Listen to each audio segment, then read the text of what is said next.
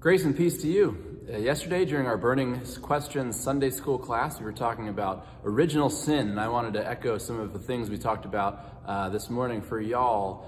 Original sin really gets its roots from Augustine of Hippo, who was one of the earliest church fathers, and basically his point was that through the sinfulness of Adam's original sin that he committed, all of humanity has become fallen. And so whereas we were created to be bent towards God's will, some thing has happened in that fall so that now our desires are disordered and we are prone to sinfulness. In fact, Augustine would say that we are totally depraved, that we are unable to use our free will for good, but only use our free will for evil. And when any time that good happens through us, it's only through the Spirit's movements and efforts. And Luther would pick up on this total depravity stuff too, and so it shows up a lot throughout our theology. And while I think there are good and helpful things in there, the idea that I cannot make myself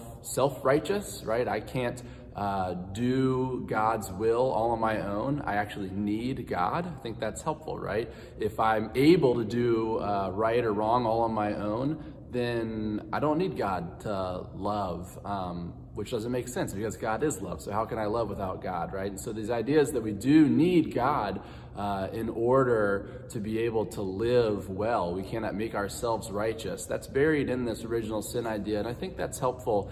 But there's a lot of unhelpfulness in the theory too, and especially in ways that the total depravity speak does put a weight on us, right? And there's I'm a worm worthlessness that comes with it that can be dangerous and problematic. And I also think that it creates kind of a scapegoating of our sinfulness too, right? That it's not my fault I'm doing bad things. It's just the sinful nature of me. All people are bad and I can't do anything about it. Sin is the way that we're ordered now. I'm totally depraved, and it kind of can allow for us to build up systems and actions that are really problematic, and to not put the blame on ourselves and then need to correct them on ourselves because it's just the way humans are. I also think it's interesting that when we talk about original sin, we're talking about this story right here from Genesis chapter 3, which in this Bible happens on page 3 of the Bible. Which is strange because if it's original, you'd think we'd be on page 1, but we're not. And so I think anytime we're talking about this, it's helpful to go all the way back to page 1. And if we're going to talk about original, start at the beginning with original blessing.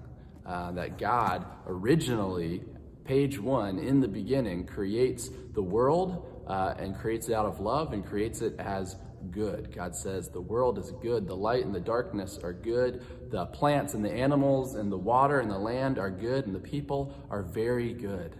And so our originalness is blessing. It is to be very good. And that blessing for humanity is shown even deeper in our being image bearers of God. And so God says, not only are you very good, you are the bearers of my image. And so original can't be sin. That's page 3. Original is the blessing. Original is God creating as good, God creating as very good, and God giving humanity God's image that we might live out the love that we find in God in all the world.